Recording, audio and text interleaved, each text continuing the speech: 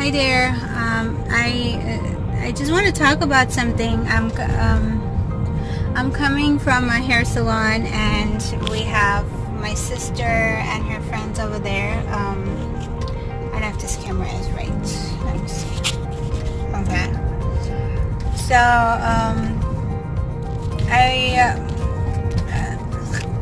sorry. People know that I'm not out. I'm not socializing. I'm not around, and when they see me once in a blue moon, they ask, "Oh, hi, how are you? What's you gained weight?" Obviously, I did on the antidepressant. What happened? Or because I'm always somebody who's dieting or watching what I eat. I'm eating healthy all the time, or I'm aware of what I do. I used to, and then the past couple of months or a year, I completely let it go. Anyhow, my point was, somebody made a comment that it's all in your head, just get out of your head. What's wrong? Just enjoy life. Everything is fine and bright, and be positive. And as much as I love that energy of people who are in that state, in that time frame in their life, that everything is great, everything is fine, and it's easy to say that to someone else, like, oh, just get out of your head, or it's all in your brain, get over it, go outside, don't you dare to take any medications for it. You know how bad that is? Oh my gosh. And God forbid if I just mentioned that I was on antidepressant, that's why I gained weight, and the whole talk and the faces change, and oh my god, why, what happened, all these weird reactions. And this is another reason why I don't want to go out, because people keep asking, what happened, where are you, we never see you, what's wrong? And I have to go back, and I don't have to explain it, I understand. But when it's somebody like and it's like you feel that they're asking from this genuine place, like they haven't seen you for a while, they missed you or something, I feel obligated, or I feel the need of answering them, even though I don't have to. I could just say, oh, nothing, right? That's we choose what we say, basically, and I can choose not to answer. I can also choose to be rude and cold, so people just can back off.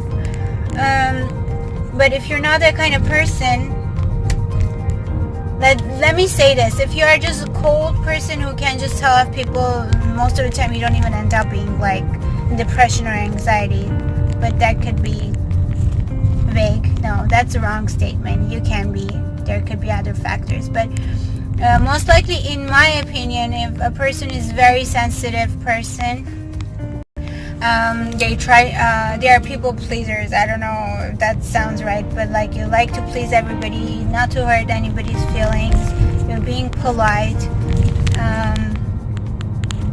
That's when the inner suffering comes out sooner, I think, because when somebody it can also do with being passive aggressive. Sometimes we don't realize that you can be passive aggressive, meaning that if somebody asks you to do something, for example, and you don't want to do it, you have other things to do, but you have a hard time saying no, and you end up doing it just because you don't want to hurt their feelings, you don't want to be there's so many reasons. You can just say yes, okay, I'll do it, I'll help you out, even though you really would rather do something else. And at the end, when you're done and when you go home or when you're by yourself, you're like, oh my god, why did I do it? I wish I didn't do it, right? But you don't say it on their face, like, no, I'm sorry, I can't do it.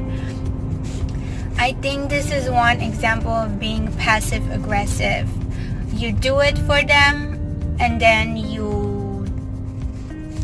don't, like, you do something that you don't want, but you do it anyways. I think that's what it is. if you want, you can do some research on it. This is what I learned from my psychologist. She told me, oh, maybe you're passive aggressive because you have a hard time saying no to people, and it affects you later on. Like then you go home and you're angry all the time because you've done something that you didn't want to do. So anyways, my point was that one of the girls at the salon said, it's all in your head. You can control your mind and your thoughts, which is obviously true. We have the ability as humans to control our thoughts, to control our actions, to control our mind. But what I told her, as I was being defensive and trying to make excuses of why I became depressed or ended up taking antidepressants, which I shouldn't even have spoken about it in the first place. I told her that when a person is so sick, like when a person is so down, at that moment they don't even realize that they have an issue with their health, with their mental problems. They have mental problems. Or if you realize that you have depression, or if you know that, oh, I am going to be depressed, anxious, yeah, you can control.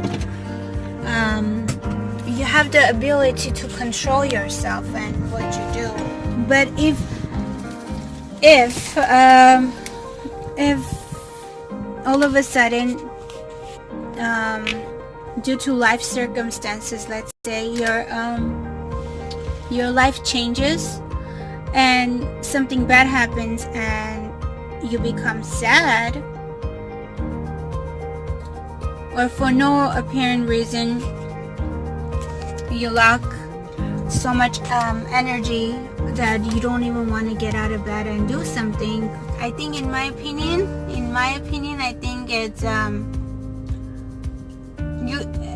in that case you can't even choose to control your thoughts or actions.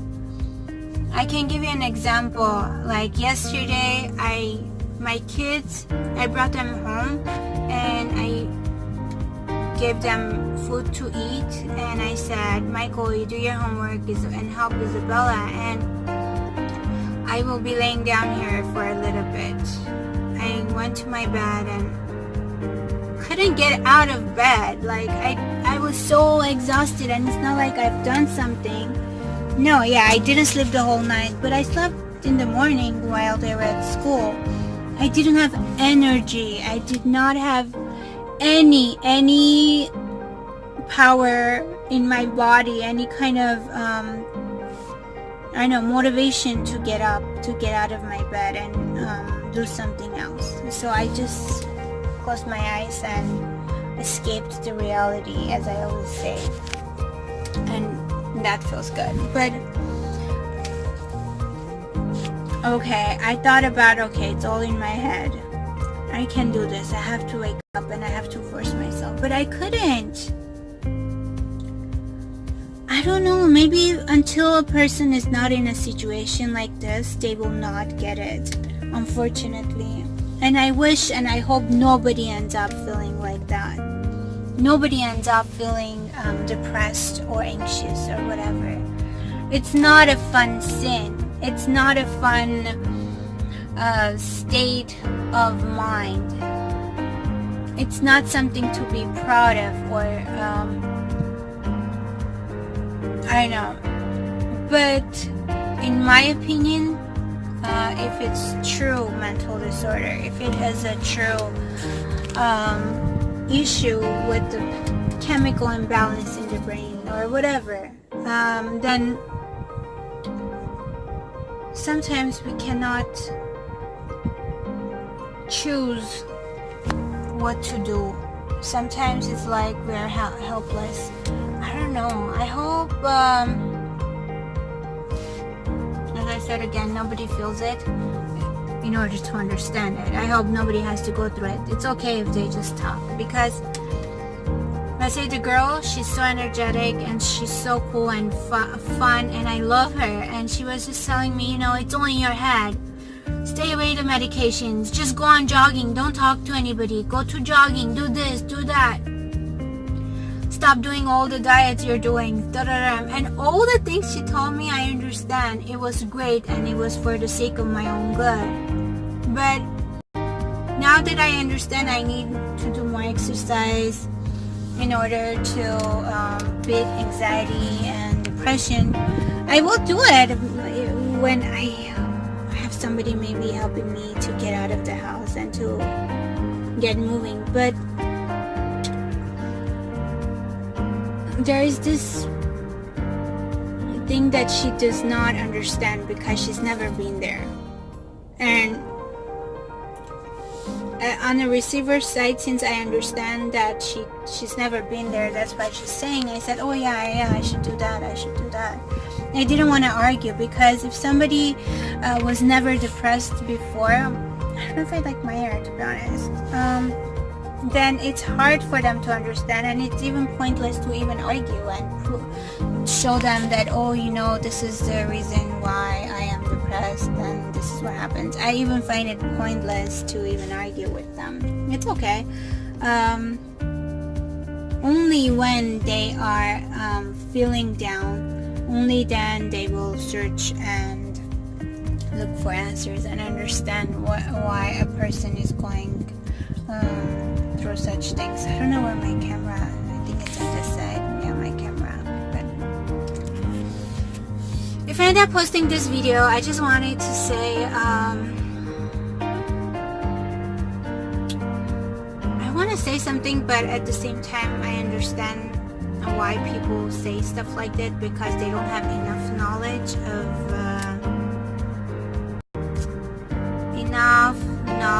and information about mental disorders, and this sounds ignorant from their part. And if I was someone who did not understand their side, their point of view, I would be hurt, and this is another trigger point for me not to go there anymore and not to interact with people anymore. And because this is how people make me feel. They make me feel guilty. I felt guilty. I felt stupid. I felt hurt. I felt dumb because, oh my gosh, what did I do? Or it kind of validated my feelings of this grief and feelings of being a failure, like I'm failing my family. I am not good enough for my surroundings, the people around me. But then you can say, who cares about anybody else? Think about it yourself and do what makes you happy. But sometimes when you live in a big family and you have to interact with your parents, with your kids, with your neighbors, with your sisters and siblings and whatever, not the neighbors, but colleagues, let's say, you have no other choice. You gotta do something about it. You can't just be careless and say, oh my god, it's all about me, that's it. You can, but in my opinion, many people don't. You can do that. You can just be something, and you can be rude, you can be harsh, and you choose yourself and be more selfish and egoistic and say, I don't know what to say. To be honest, I can't even imagine myself being in that state of mind where I'm so selfish that I live here, I share a house with them, and I have to tell them, shut up everyone, and it's all about me, and I'm just gonna do what I have to do, and I don't care about you guys. I'm not gonna clean up after myself because I know it's gonna bother you, but I don't care. Or I don't know, I can't imagine myself being in that situation and being like that to people who I live with. But people say Forget about the people. Like that girl told me, don't talk to anybody who you don't like. Just stay away from them. Or who makes you mad, don't even care about them. Literally, she told me these things, and I'm like, okay, there are some people who do get on my nerves, but it's just because they have different point of views and different perspectives. But I can't tell them, oh, I don't like you, or I can't be rude to them. I just can't. And I'm just trying to figure out what I want to say, what my point is. Is it in our heads? And is it that easy just to snap out of your head? Or is it a rude comment to say to someone who's actually having these debates in their mind already, who's already depressed and anxious, and who's already in a battle with themselves, that they are a failure to themselves and to the people around them, and the situation is not in their favor. And I don't understand. I don't really understand. Is it really in my head, or is it something that happens in my brain and I'm unable to control it until when I am feeling a little bit better and I'm kind of self-aware and self-conscious of what's going on, then maybe I can try to take it out of my head. But until then, maybe I can just be a little bit nice and just a friendly advice or suggestion to people who've never been depressed, who've never experienced mental disorders or low state of mind and mood most of the days, and anxiety, panic attacks, OCDs, bipolar, all these mental disorders, post-traumatic disorders. If you've never been there, at least don't be so harsh judging them and tell them, get out of your head, it's all in your head, you can do it.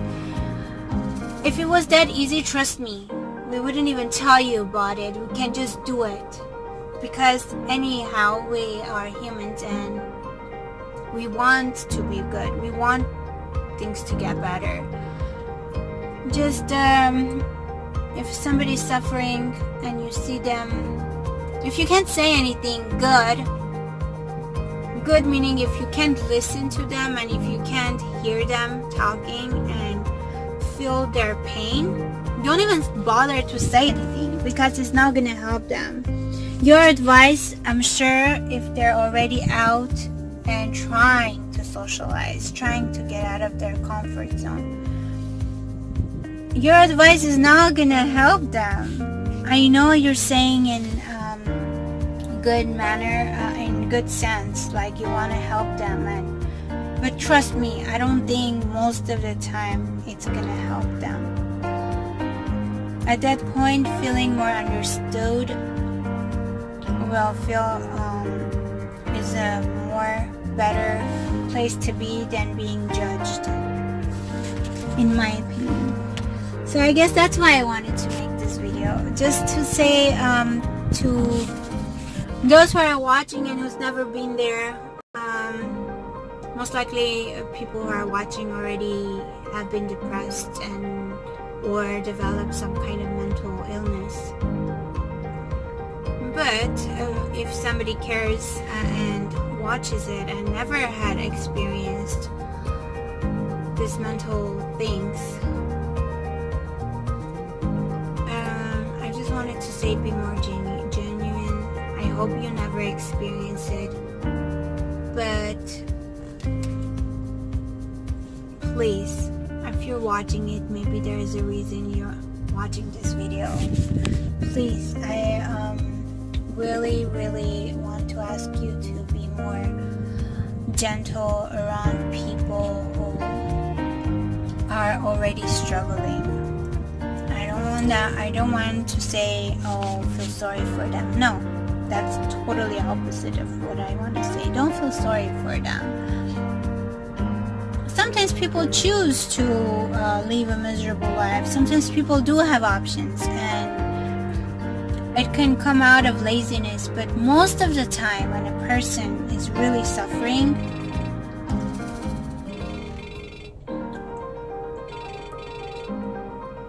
sorry, I got a phone call. Most of the time when a person is really suffering, I don't think it's by choice. I don't think they chose to be in that place. Please understand that, and don't tell them to get over it and go take a walk and do this, because it will go away. It's all because they put themselves into it. I don't know.